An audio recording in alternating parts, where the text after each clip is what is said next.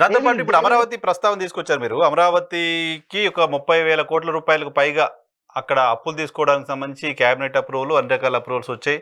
ఈ నెలలో మరి పని మొదలు పెడతారు, శంకుస్థాపన చేస్తున్నారు. ఇవాళ రేపైతే ఏం లేదు, మరి చేస్తారేమో. సో అమరావతి ఇప్పుడు నిర్మాణం జరుగుతున్న ప్రాసెస్ ప్రాపర్గా ఉందా? ఏకైక రాజధానిగా అమరావతి ఉండాలంటూ మీరు కూడా సుదీర్ఘకాలం పోరాటం చేశారు, ఫైట్ చేశారు, లీగల్ ఫైట్ కూడా చేస్తూ వచ్చారు. సో ఇప్పుడు ప్రాపర్గానే వెళ్తుందా కూటమి సర్కారు అమరావతి విషయంలో? సార్, నేను ప్రాపర్ గా వెళ్తుందా ఇంప్రాపర్ గా వెళ్తుందా నేను చెప్పను సార్. ఉమ్, ఎందుకు చెప్పను అంటే, జగన్మోహన్ రెడ్డి చేసినటువంటి 5 సంవత్సరాల డిస్ట్రక్షన్ అది అంత తొందరగా ఫుల్ఫిల్ అయ్యే వ్యవహారం అయితే కాదు. ఉమ్, ఎందుకంటే వైఎస్ఆర్ కాంగ్రెస్ పార్టీ చేసినటువంటి దుర్మార్గకరమైనటువంటి పనులలో ఒకటి రాజధాని అంశం కూడా ఒకటి. ఉమ్, 5 సంవత్సరాల పాటు రాజధానిని నువ్వు ఫర్దర్ గా డెవలప్ చేయకపోవచ్చు. ఉమ్, ఉన్న రాజధానిని నాశనం చేశావు. ఉమ్, ఇప్పుడు నరసింహరావు గారు నిజాయితీగా నేను ఒక మాట మాట్లాడతా. ఉమ్, కొన్ని వందల బిల్డింగులు 2019కి 70%, 80%, 90% కంప్లీట్ అయి ఉన్నాయి. కొన్ని వందల బిల్డింగ్ల, వందల ప్లాట్ల బిల్డింగ్ సార్, వందల బిల్డింగ్లు అమరావతి పరిసర ప్రాంతాలు. హైకోర్టుకి వెళ్ళేటప్పుడు చూడండి మీరు, వందల బిల్డింగ్. హైకోర్టు ప్రెమిసెస్ లోనే 70-80 బిల్డింగ్లు కనపడతాయి మీకు. హైకోర్టు పరిసర ప్రాంతాల్లో క్వార్టర్స్ కావచ్చు, ఇంకోటి కావచ్చు. అమరావతిలో ప్రభుత్వ బిల్డింగులు, ఫ్లాట్లు పక్కన పెట్టేసేయండి. అమరావతిలో పెద్ద పెద్ద 15, 20, 30 అంతస్తుల బిల్డింగ్లు ఇంచుమించుగా ఓవరాల్ గా అమరావతి ప్రాంతం తీసుకుంటే ఒక 100 వరకు బిల్డింగ్లు, క్వార్టర్స్, అఫీషియల్ క్వార్టర్స్, ప్రభుత్వ ఆఫీసెస్ ఇవి 70% కొన్ని, 80% కొన్ని, 90% కొన్ని రెడీ టు ఆక్యుపై కొన్ని బిల్డింగ్లు ఉన్నాయి. 2019 కన్స్ట్రక్షన్ జరిగి ఉన్నాయి. ఒక బిల్డింగ్ అయినా దాంట్లో ఆ 10%, 20% వచ్చేసి ఆక్యుపై చేసుకున్నాడా జగన్మోహన్ రెడ్డి? ఎందుకండి? ఎందుకు? రీజన్ చెప్పండి. ఒక బిల్డింగ్ ఆ కన్స్ట్రక్షన్ ఆ దగ్గరకు రావడానికి 100-150 కోట్ల రూపాయలు ఖర్చు అయ్యింది. అలాంటి ఖర్చు 5 సంవత్సరాలు డిప్రిసియేషనే కదా బిల్డింగ్ తో. నీ ప్రభుత్వంలో నేనొకటి కొత్తగా కట్టాల్సిన లేదు, నువ్వు కొత్తగా బిల్డింగ్లు కట్టాల్సిన లేదు.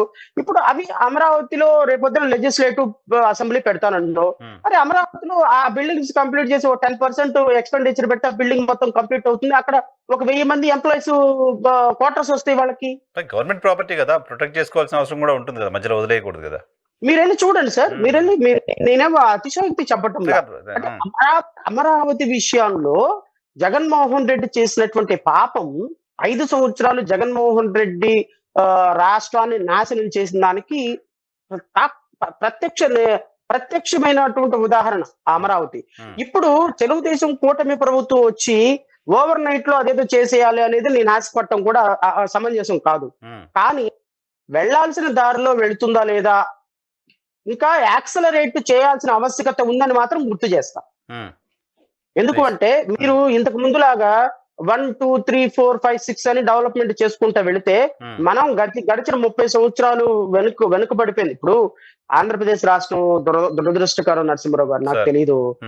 ఈ దుర్మార్గులు తెలంగాణలో ఉన్న కొంతమంది యదవులందరూ ఆంధ్ర వాళ్ళని తరిమి కొడతామని మాట్లాడే వాళ్ళని నేను వింటున్నప్పుడు నా రక్తం పొంగిపోతా ఉంటుంది, ఉప్పొంగుతా ఉంటుంది. ఏంది ఇంత దురదృష్టం? తెలంగాణ నుంచి విడిపోయి ఎవరు రైట్ ఫ్రమ్ 1956 నుంచి కూడా 2014 వరకు కూడా రాయలసీమ వ్యక్తులు ముఖ్యమంత్రులుగా ఆంధ్ర వాళ్ళు ఎక్కువ పరిపాలించినటువంటి కాంబైన్డ్ స్టేట్ ఆఫ్ ఆంధ్రప్రదేశ్ లో 90% హైదరాబాద్ ని డెవలప్ చేశారు. 13 జిల్లాల ఆంధ్రప్రదేశ్ ని సర్వనాశనం చేశారు ముఖ్యమంత్రులు, ఇంక్లూడింగ్ దాంట్లో చంద్రబాబు నాయుడు, రాజశేఖర్ రెడ్డి కూడా ప్రధాన కారణం. వీళ్ళు ఇంత దుర్మార్గం చేసి ఆంధ్రప్రదేశ్ రాష్ట్రానికి, మన రాష్ట్రాన్ని నాశనం చేసుకుంటే ఈ రోజు మేము అపవాదం వేయాల్సి వస్తుంది తెలంగాణ వాళ్ళని దోచుకున్నామని. ఈ రోజు 2014లో మేము తెలంగాణ నుంచి విడిపోయి 20-25 సంవత్సరాలు వెనక్కి వెళ్ళిపోయింది ఆంధ్ర, క్యాపిటల్ లేక. ఈ 20-25 సంవత్సరాలు వెనక్కి వెళ్ళిపోయినటువంటి ఆంధ్రప్రదేశ్ ఈ దుర్మార్గుడు జగన్మోహన్ రెడ్డి పరిపాలనలో ఇంకో 10 సంవత్సరాలు వెనక్కి వెళ్ళిపోయింది. క్యాపిటల్ లేదు, డెవలప్మెంట్ లేదు, రాష్ట్రానికి కంపెనీలు లేవు, ఫ్యాక్టరీలు లేవు, అప్పులు మిగిల్చి వెళ్ళిపోయినాయి. ఈ జగన్మోహన్ రెడ్డి చేసిన డిస్ట్రక్షన్ 2014లో ప్రభుత్వం విడిపోయిన అప్పుడు వచ్చినటువంటి ఇవన్నీ కూడా 20-30 సంవత్సరాలు మేము ఆంధ్రప్రదేశ్ ప్రజలు 5.5 కోట్ల మంది ప్రజలు వెనకెళ్ళిపోయినాం. మా డెవలప్మెంట్ యాక్సలరేట్ అవ్వాలి అంటే మీకు ఒక సింపుల్ ఎగ్జాంపుల్ చెప్తాను సార్. డిగ్రీ చదువుతామా, ఉద్యోగం కోసం హైదరాబాద్ ఎక్కాలి. పీజీ చదువుతామా, ఉద్యోగం కోసం హైదరాబాద్ వెళ్ళాలి. బీటెక్ చదువుతామా, ఎంటెక్ చదువుతామా, ఎంసీఏ చదువుతామా, ఎంబీఏ చదువుతామా, హైదరాబాద్ పరిగెత్తాలి. ఏమండి ఆ కర్మ తాపీ పని చేయాలన్నా వాచ్మెన్ పని చేయాలన్నా హైదరాబాదే రావాలి. ఎందుకు వెళ్ళాలి మేము హైదరాబాద్ అంటున్నా? 2000 మేము 5.5 కోట్ల మంది ప్రజలకి ఎందుకు ఆ కర్మ పట్టింది? ఎందుకు పడుతుంది అంటే మీ ముఖ్యమంత్రులు, మీ ఉప ముఖ్యమంత్రులు కూడా ఆదివారం అయితే హైదరాబాదే రావాలి కదా ఇప్పటికి ఈ రోజుకి.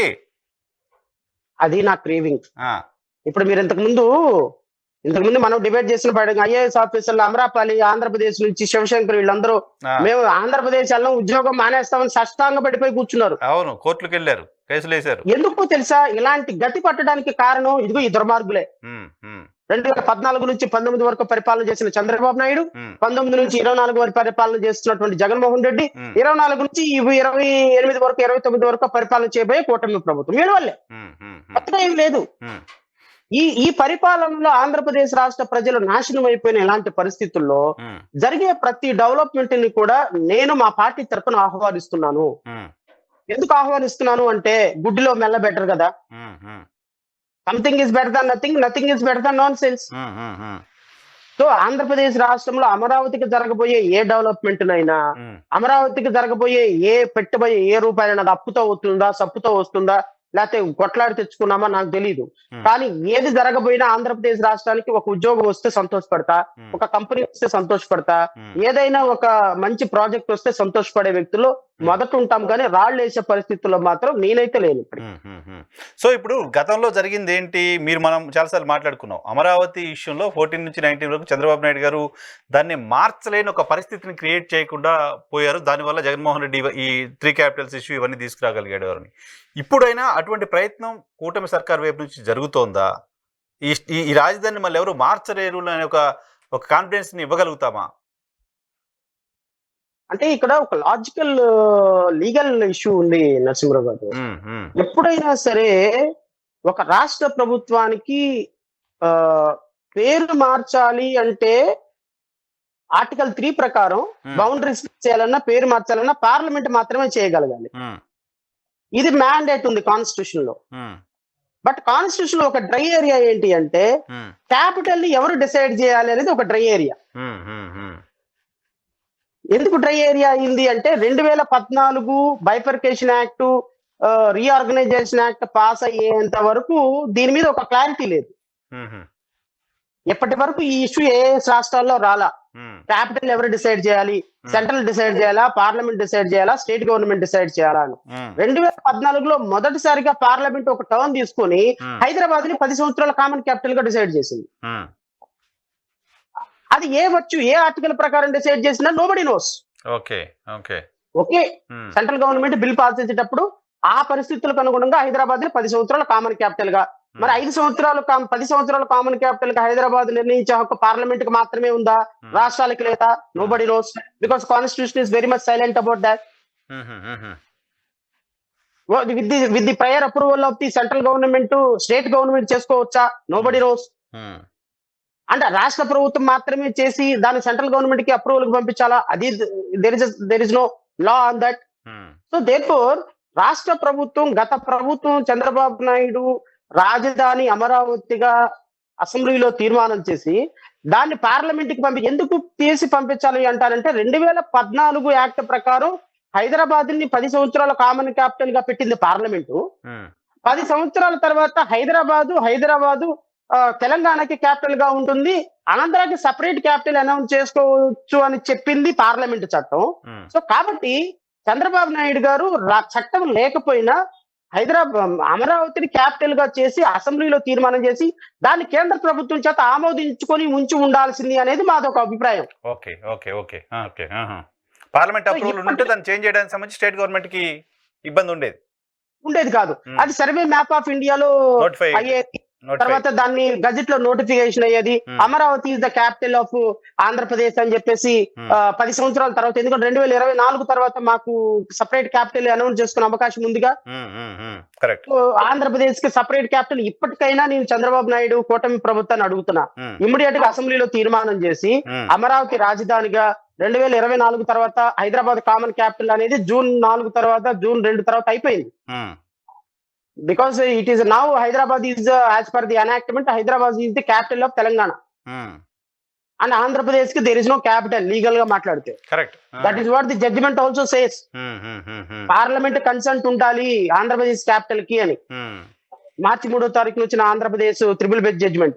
సో ఇప్పుడైనా నేను చంద్రబాబు నాయుడు గారు గవర్నమెంట్ ని కోరేది ఏంటంటే రేపొద్దున మళ్ళీ దీన్ని ఎవరు మార్చకుండా ఎటు మనకు ఆప్షన్ ఉంది కాబట్టి 2024 జూన్ 2 తర్వాత మనకి హైదరాబాద్ మన క్యాపిటల్ అయిపోయింది కాబట్టి అమరావతిని మీరు అసెంబ్లీలో క్యాపిటల్ గా అనౌన్స్ చేస్తూ ఆ అమరావతి క్యాపిటల్ మళ్ళీ కేంద్ర రాష్ట్ర ప్రభుత్వానికి మన పార్లమెంట్ కి పంపించి పార్లమెంట్ రాబోయే సమావేశాల్లో అమరావతి క్యాపిటల్ గా ఆంధ్రప్రదేశ్ రాష్ట్రానికి శాశ్వతమైన క్యాపిటల్ గా మీరు అనౌన్స్ చేయించగలిగితే రేపొద్దున లీగల్ బ్యాటిల్ లో ప్రాబ్లమ్స్ రాకుండా ఉంటాయి. మళ్ళీ రెడ్డి గారు వచ్చి మొదలు పెట్టమన్నట్టుగా మళ్ళీ 2028లో 29లో జగన్మోహన్ రెడ్డి వచ్చి తూచి మళ్ళీ నీ క్యాపిటల్ అన్నాడు అనుకో కష్టం. నిజంగానే రేపొద్దున ఆయనకి మళ్ళీ పార్లమెంటు అవకాశం ఉండే పార్లమెంట్ ఆయనతో కేంద్ర ప్రభుత్వం ఆయన మెజార్టీ మీద నిలబడి ఉందనుకో కేంద్ర ప్రభుత్వం అప్పుడు ఆయన మార్చుకోవాలంటే మార్చుకోవచ్చు. ఇప్పుడు ఇప్పుడు నోటిఫై చేయకపోతే ఇప్పుడున్నట్టు చేసినా మార్చుకోవచ్చు.